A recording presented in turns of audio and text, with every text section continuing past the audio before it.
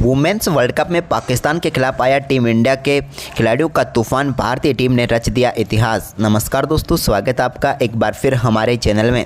दोस्तों, भारत और पाकिस्तान के बीच आज वुमेन्स वर्ल्ड कप का महामुकाबला खेला गया, जहां पर कोलंबो के इस मैदान पर पाकिस्तान की टीम के पर कच्चे उड़ाकर रख दिए टीम इंडिया ने। तो हम आपको इस मुकाबले का पूरा हाईलाइट वीडियो इस वीडियो में बताने वाले हैं, लेकिन उससे पहले आप भी टीम इंडिया के लाजवाब परफॉर्मेंस को देखकर खुश हैं तो वीडियो को एक लाइक करना बिल्कुल भी ना भूलें, और साथ ही आपने चैनल पर पहली बार विजिट किया है तो चैनल को सब्सक्राइब करके बेल आइकन जरूर दबा लें। तो चलिए दोस्तों, जानते हैं इस बेहद ही शानदार मुकाबले का पूरा हाईलाइट शुरुआत से ही। तो सबसे पहले बात करेंगे आज के इस मुकाबले के टॉस की।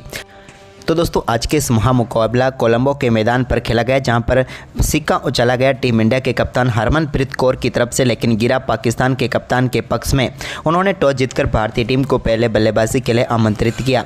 टीम इंडिया की तरफ से स्मृति मंदाना के साथ प्रीतिका राहुल पारी की शुरुआत करने उतरी तो पहला ओवर डालने आई सादिया इकबाल की 5वीं गेंद पर ही शानदार चौके के साथ बेहतरीन आगाज यहां पर कर दिया स्मृति मंदाना ने, और टीम इंडिया के लिए एक शानदार चौका उनके बल्ले से देखने को मिला। तो इसके बाद डायना बेग को यहां पर दूसरा ओवर दिया गया। डायना बेग जब दूसरा ओवर डालने आए तो दूसरे ओवर की चौथी गेंद पर प्रीतिका राहुल ने उनकी गेंद को भी शानदार तरीके से ऑफसाइड में खेला और कवर की तरफ एक कमाल का चौका जड़ दिया, और इसी तरीके से दोनों बल्लेबाजों ने एक एक चौके के साथ शुरुआत कर दी।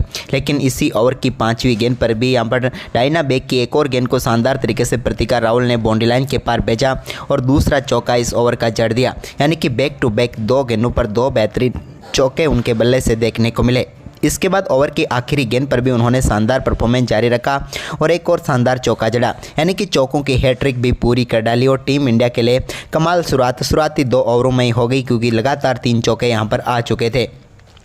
इसके बाद दोस्तों यहां पर शानदार बल्लेबाजी करते हुए फातिमा शेख के सामने भी एक और चौका यहां पर स्मृति मंदाना ने जड़ दिया, जब गेंद को बेहतरीन तरीके से कवर ड्राइव के जरिए बाउंड्री लाइन के पार भेजा। दोनों बल्लेबाजों ने टीम इंडिया को कमाल की शुरुआत दिला दी। 7 ओवर में ही भारतीय टीम के स्कोर को 38 रनों तक पहुंचा दिया।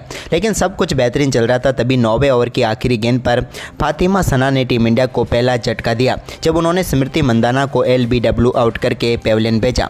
स्मृति ने हालांकि यहां पर रिव्यू लिया, लेकिन रिव्यू कामयाब नहीं हुआ, क्योंकि गेंद सीधे जाकर स्टंप्स को हिट कर रही थी, और यहां पर स्मृति मंदाना 32 गेंदों पर 23 रनों की पारी खेलकर पेविलियन लौटी।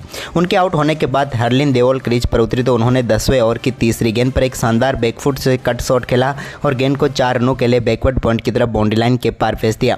इसी ओवर के बाद तो यहां पर कमाल बल्लेबाजी करते हुए एक और शानदार चौका उन्होंने जड़ दिया यहां पर कट शॉट के जरिए ही, यानी कि पाकिस्तान की टीम को पूरी तरीके से यहां पर बैकफुट पर ला दिया भारतीय टीम के बल्लेबाजों ने, और पहले पावर प्ले में टीम इंडिया ने 56 रन जोड़ डाले। इसके बाद इस मुकाबले का पहला छक्का 14वें ओवर की पहली गेंद पर देखने को मिला, जब रामीन समीन की गेंद को शानदार तरीके से हरलीन देओल ने मिड विकेट के ऊपर से स्टैंड में पहुंचाया और दमदार छक्का जड़ दिया। इसके बाद प्रीतिका राहुल ने भी एक और शानदार चौका यहां पर बैकफुट से जड़ा, जब सादिया इकबाल गेंदबाजी करने के लिए आई तो बैकफुट से शॉट खेला। लेकिन इसके बाद प्रीतिका राहुल को सादिया इकबाल ने ही बोल्ड करके पेविलियन भेजा और भारतीय टीम को एक और झटका लगा। 15वें ओवर की 5वीं गेंद पर वो 37 गेंदों पर 31 रनों की पारी खेलकर पेविलियन लौटी। इसके बाद दोस्तों यहाँ पर शानदार परफॉर्मेंस फिर से हरमनप्रीत कौर और हरलीन देओल के बीच शुरू हो गया। इसी बीच हरमनप्रीत कौर ने यहाँ पर रमीन समीम की एक और गेंद को बाउंड्री लाइन के पार भेजा। यहाँ पर भी बैकफुट से शानदार शॉट उन्होंने खेला। इसके बाद हरलीन देओल ने भी नसरा संधू की एक और गेंद को शानदार तरीके से बाउंड्री लाइन के पार भेज दिया, यानी कि चौकों की शानदार तरीके से यहाँ पर बारिश फिर से होने लगी थी, क्योंकि थोड़ी देर शांत जरूर रहे थे। लेकिन इसी बीच 25वें ओवर की चौथी गेंद पर डायना बेग ने हरमनप्रीत कौर को यहां पर पेविलियन भेज दिया। विकेट कीपर नवाज के हाथों में गेंद गई और भारतीय टीम के कप्तान आज एक बार फिर निराश करके पेविलियन लौटी, क्योंकि 34 गेंदों का सामना करने के बाद सिर्फ 19 रन ही बना पाई। इसके बाद जमीमा रोड्रिग्स क्रीज पर उतरी, जो कि टीम इंडिया के लिए महत्वपूर्ण बल्लेबाज साबित हुई। 27वें ओवर की तीसरी गेंद पर उन्होंने स्वीप शॉट के जरिए गेंद को बेहतरीन तरीके से बाउंड्री लाइन के पार भेज दिया। तो इसके बाद 28वें ओवर की चौथी गेंद पर भी एक और शानदार चौका उनके बल्ले से बिहाइंड द स्क्वायर देखने को मिला। एक के बाद एक चौके यहाँ पर जमीमा के बल्ले से देखने को मिल रहे थे, क्योंकि उन्होंने 29वें ओवर की तीसरी गेंद पर भी एक बार फिर से गेंद को बाउंड्री लाइन के पार भेजा, जहां पर समीम के सामने चौका जड़ दिया। फील्डिंग तो पाकिस्तान की वैसे भी कमज़ोर थी और यहां पर भी और कमज़ोर देखने को मिली।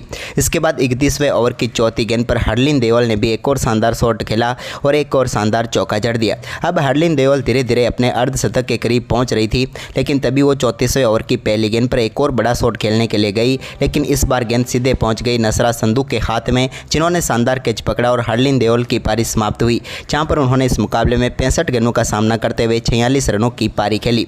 इसके बाद जमाइमा के बल्ले से भी एक और शानदार चौका देखने को मिला, जब नसरा संधू की गेंद को 35वें ओवर की तीसरी गेंद पर बाउंड्री लाइन के पार भेज दिया स्क्वायर लेग की तरफ। यह भी कमाल चौका था, लेकिन इसी ओवर में शानदार परफॉर्मेंस जारी था, लेकिन आखिरी गेंद पर शानदार वापसी यहां पर नसरा संधू ने कर दी और यहां पर जमाइमा को पेवेलियन भेजने में वो कामयाब हुई। स्वीप शॉट खेलना चाहती थी जमाइमा, लेकिन गेंद सीधे पैड पर जाकर लगी और यहां पर टीम इंडिया को एक और झटका लगा।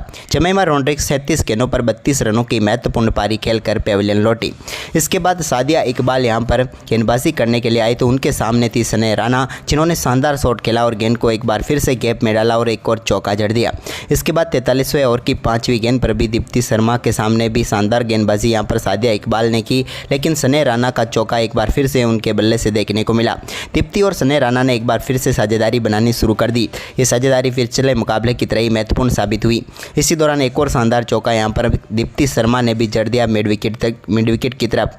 तो इसके बाद यहां पर फातिमा सन्ना के सामने सनेह राणा एक और बड़ा शॉट खेलने के लिए गई, लेकिन इस बार गेंद सीधे पहुंच गई अलिया रियाज के हाथ में, जिन्होंने कमाल तरीके से कैच पकड़ा और एक और सफलता यहां पर मिल गई पाकिस्तान को। सनेह राणा 33 गेंदों पर 20 रन बनाकर पेवेलियन लौटी।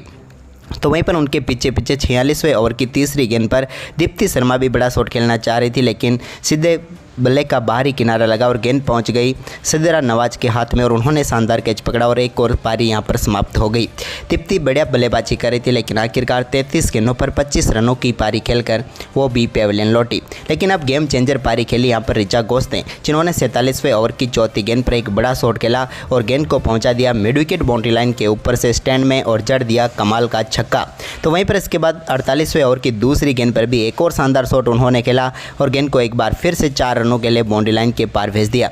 यहां पर 1 बाउंस चौका मिला, लेकिन छक्कों का यह दौर अभी भी जारी था। 48वें ओवर की 5वीं गेंद पर भी एक और बड़ा शॉट यहां पर ऋचा घोष ने खेला और इस बार भी गेंद को पहुंचा दिया स्टैंड में, लेकिन इस बार स्टैंड में गेंद गई एक्स्ट्रा कवर के ऊपर से, जहां पर कमाल का छक्का उनके बल्ले से देखने को मिला।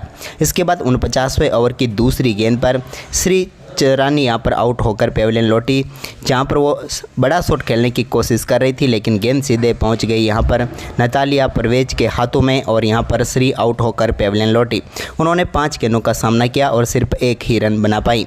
इसके बाद क्रांति गौड़ क्रीज पर उतरी तो उन्होंने आते ही चौके के साथ अपनी पारी का शानदार शुरुआत किया। बैकफुट से उन्होंने ड्राइव किया और गेंद को एक्स्ट्रा कवर की तरफ से शानदार तरीके से गैप में भेजा और एक और चौका यहाँ पर क्रांति गौड़ को मिल गया, यानी कि चौके के साथ ही उन्होंने आगाज़ कर दिया। इसके बाद 49वें ओवर की 5वीं गेंद पर ऋचा घोष ने एक और बड़ा शॉट खेला और गेंद को एक बार फिर से 4 रनों के लिए बाउंड्री लाइन के पार भेजा स्क्वायर लेग की तरफ। तो इसके बाद 50वें ओवर की पहली गेंद पर भी उन्होंने रिवर्स स्वीप के जरिए एक और शानदार चौका शॉर्ट थर्ड की तरफ जड़ दिया और ऋचा घोष की तूफानी पारी जारी रही। इसी बीच यहाँ पर 50वें ओवर की चौथी गेंद पर क्रांति गौड़ ने फिर से बड़ा शॉट खेला और एक बार फिर से गेंद को बाउंड्री लाइन के पार भेजने में वो कामयाब हुई और एक और चौका जड़ दिया। अब भारतीय टीम का स्कोर 247 रनों तक पहुँच गया, लेकिन अभी भी 2 गेंदें और बची हुई थी। लेकिन इसी बीच 50वें ओवर की 5वीं गेंद पर क्रांति गौड़ को डायना बेग ने आउट कर दिया। वो बड़ा शॉट खेलने के लिए जरूर गई थी, लेकिन सीधे रियाज के हाथों में गेंद थमा बैठी और एक और झटका टीम इंडिया को यहां पर लगा। क्रांति गौड़ 4 गेंदों का सामना करने के बाद 8 रनों की पारी खेलकर पेवेलियन लौटी। इसके बाद 50वें ओवर की आखिरी गेंद पर रेणुका सिंह भी बड़ा शॉट खेलने के लिए गई, लेकिन गेंद वहीं पर खड़ी हो गई, जो कि सीधे विकेट कीपर सिदारा नवाज के हाथों में पहुंच गई और भारतीय टीम को आखिरी गेंद पर भी एक और झटका लगा, यानी कि टीम इंडिया ऑल आउट जरूर हो गई, लेकिन आखिरी गेंद 50वें ओवर की इस पर ऑल आउट हुई। भारतीय टीम ने 50 ओवर में 247 रनों की शानदार स्कोर खड़ा कर दिया। 248 रनों का विशाल लक्ष्य यहां पर पाकिस्तान की टीम के सामने रखा।